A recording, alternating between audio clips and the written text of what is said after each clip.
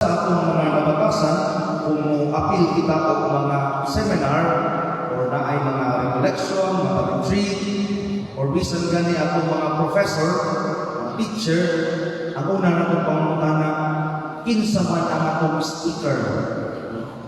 Bisan gani kang dito sa Surigao, sa ikainong tubangan, ang mga tao sa hay mangutana, sino may magmisa anang orasa? Kay mamili yung susunod pari sa normal sa ato nga kung attend ka o mga seminars, usahay mangutana kita, umay ijag graduatean, umay ijag credential. Nganong importante kini mo kini ang standard sa kalibutan nga busy kita sa pagpaningkamot sa atong mga degrees, sa atong mga titles, sa atong mga sumpay, sa atong mga pangayan, to establish our authority. Mga balitaw nga kanang mga ulana ay mga introduction of speaker. Siya nag-graduate ani nga universidad, siya nagtapos ini ng mga kurso, morning with flying colors o kayo naguban, na naman, to establish the authority of the speaker. Ang pulong otoridad or authority comes from the Greek word exousia, which means lawfulness or rightfulness. Rightfulness to exercise certain authority. Sa laing ng mga ebanghelyo, nagkanayon nga bisamaning tawhana o otoridad. Diba? Nganong nakasulti man ka, nganong nakapasaylo man ka sa mga sala, diin man autoridad ni mo kinigikuha, mao kini kasagaran ang pangutana sa tao. From what authority imong gikuha ang paghimo sa mga butang? Diha sa unang pagbasa gisaysay nga adunay mga tao nga gipili sa Dios nga mamahimo niyang propeta. Ug magsulti sila dili sa ilang kaugalingong mga pulong, kundi magsaysay sila o magsulti sila pinaagi sa pulong sa Dios o sa otoridad sa Dios. Pinili sila sa Dios. Sa Hebrew nga pinulunan, gitawag kini nga hanabi or the prophets. No? Sila mga propeta sa Dios. Naman sa tigduwa o ML dire, no? Lahit na hero na si Hanabi, no? Na may hero sa ML nga Hanabi, no? Di na siya mao. Hanabi is the prophet, propeta na pinili sa Diyos. Na ang magsasangyaw, dili lamang siya, no? Daghaman niya, usahay, adunay temptation nga ang ako nang sangyaw, dili na ang Kristo. Usahay ang mga musikat, dili na ang gisangyaw, kundi ang magsasangyaw na mga nahing musikat. Remember na ang mga propeta pinadala sa Diyos. Ang magsasangyaw pinili sa Diyos. Ug magsulti lamang sila sa mga pulong nagikan sa Diyos. Nagikan sa mensahe sa Diyos. Dili ilang kaugalingong mensahe. Mensahe sa Diyos.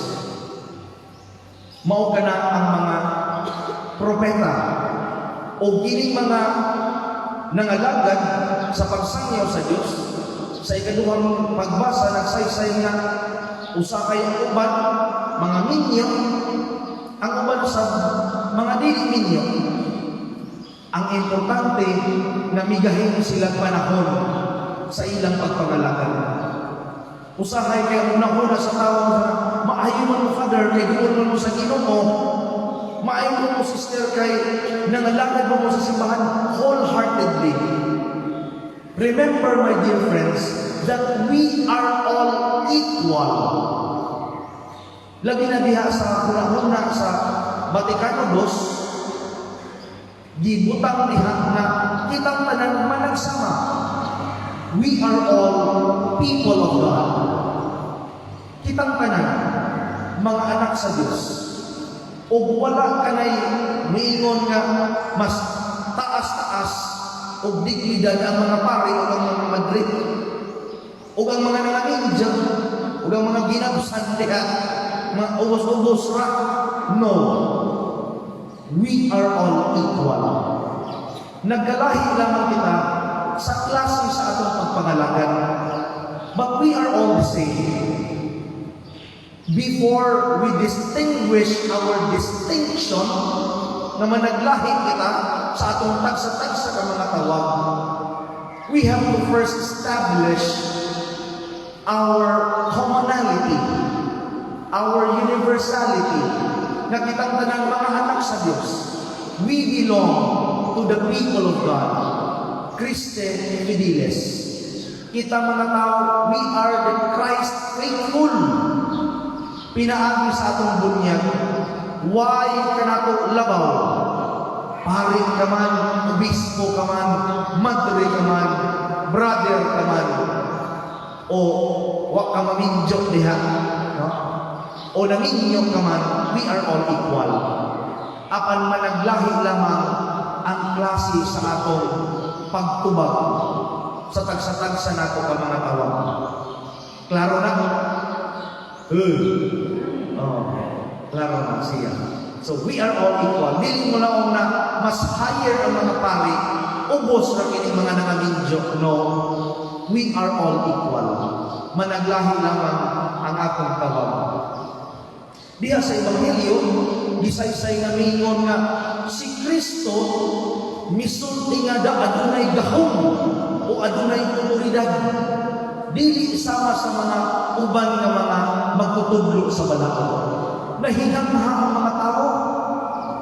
Kay ang iyang pagwali, no? Mga tao sa arap sa idaw, no? All eyes. Nahimo siyang trending. Siguro ko itong mga magtutudlo sa balaod, balik-balik rin yung sulti, no? Unya, why authority ang ilang isulti? Tanawa ang klase nga pagsangyaw ni Kristo. Di ba kasagaran mo yun siya, isulti ka ni Adto, no? Apan karon mauni ang akong isulti. Buot pasabot niya ang iyang pagsangyaw, wala maka-attach ang lain na otoridad. Ang iyang pagsangyaw, gikan sa iyang pagalingon. Siya mismo ang otoridad. No? Miyon siya, sa in-English mo nang miyon diri sa ako na remember that it was said, no? In the Old Testament, but now I tell you, di ba mo na kasagaran niya expression? Mo na kasagaran niyang pamulong? Apan karon giingon ka niya ito, apan karon sultihan ko kamo from my authority. Dili na sa otoridad sa mga propeta, dili na sa mga otoridad sa mga karaan ng mga manunulat, kundi siya mismo mo ang otoridad. Siya mo ay nagdala ni ining mga otoridad. Apan ang pagkutan ng mga igsuon, adun na ba kita'y panahon sa pagpaminaw sa tulong sa Diyos? Daghan na magkaroon ng mga otoridad, daghan na magkaroon ng mga sources of information, na ay internet, na ay radyo, na ay TV, no? Updated na kayo ng technology. And we are bombarded with plenty of informations. Apan ang pagkakana, kung sa man akong ipaminawan, kang kinsang otoridad, e usahan na makailamig na magalugi, sumpay ka ng mga wrong na mga chismis. Di ba? Wa paganin mo natin ma-verify. Labi na kanina nga radyo di baktas, no? Mas pas ang kanat kining radyo di baktas. Nag-uban paganin mo diri sa kanto, ang libak dito nag-holding hands na mo. Di ba? Oh. Nag-holding hands paganin mo, ang libak dito lahing na. Grabe ka advance ang mga radyo di baktas. Ang pangutana diha, no? Daghan ng mga sources of information. Unsa man ang atong gipaminawan, unsa man ang atong gituuhan, from what authority are we listening? Secondly, si Kristo nga naggunit ni ining mga otoridad, nakabantay ang yawa, nakaila ang yawa kaniya. Mayon siya nga ikaw mangkado ang anak sa Diyos nga balaan, no? Diun sa niya pagdala o paggamit sa iyang otoridad. Bisan ang yawa ni acknowledge nga balaanon ang iyang paghupot sa iyang otoridad. Usahay kining otoridad very tricky, no? Delikado kining mga tao nga mohupot og otoridad. It's either you make it or you break it. Or break it to be gentle, no? Oh. Kay usahay kung ang tao makahupot ng otoridad, sumadyan. I remember, sa wapa ko mapari, nag-midrip ako. Maligya magtambal. Gusto naman ko ninyo, no? Oh. Mas strict na pakining mga sekretary sa mga doktor kaysa sa mga doktor. Kaya magwatuwa kung may tao kung ano sabi masusunod sa doktor kay papir, mga yung tao ni araw naman yung tao mga spinning dumi. No? Promote yung nana. Usahay, kini mga sekretaris, mas strict na pa, or strict pa kayo sa mga doktor. Bisan gaya sa mga opisina sa mayor, konsihal, bisan sa simbahan. Bisan sa simbahan, usahay, bato sekretary sa mga para ba si bahana, iit mo na yung bato sekretary mo. Usahay din mga sekretary, kasi strict mas pare. Ini na.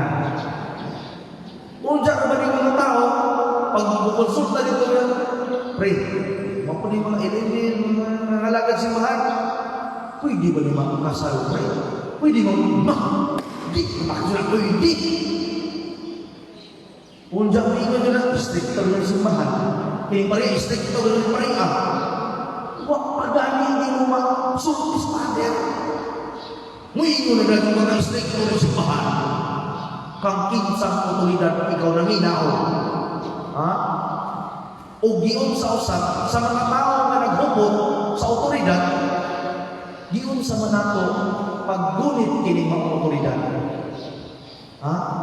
Kay base ng sobra takaisod. Maning ka na tungod kay natay title akong gisulat diri. Authority is never about power. Authority is all about responsibility. Ang otoridad dili gahom, although naay gahom. Ha?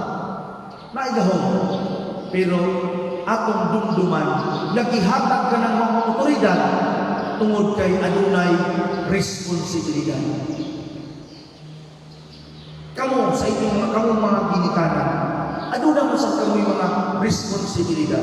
Kaming mga pari, aduna mo sa among responsibilidad. Hinautunta na sa atong paghubot ni ining mga otoridad. Dili unta kita mga lakas o mga kasing-kasing sa mga tao. Dili unta nato ni huptan na pangtukon ining mga tao. Ug mao kini kanunay na isulti panahon sa atong mga meetings.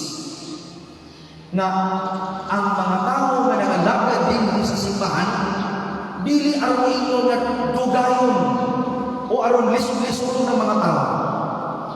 Naatananhi aron mas mapadali ug mas mapasayon ang pagdawat sa mga sakramento. Gitawag ka na sa canon law nga spiritual goods of the church. Yung mga sakramento. Ani kita aron mo tabang kanila, aron mo sangyaw kanila ug mas mapadali ang paghatag ug ang ilang pagdawat sa mga sakramento. Imagina, labi na sa mga opisyalis sa kapilya, sa parokya, o kung unsa man nga mga ministries ikaw na hisakop, remember to hold that authority with sincerity and deep commitment for your responsibility. Again, I would like to repeat, authority is never about power. It is all about responsibility. Amen. Manindog kita, at ipadayagan ang akto sa pagpapalagay.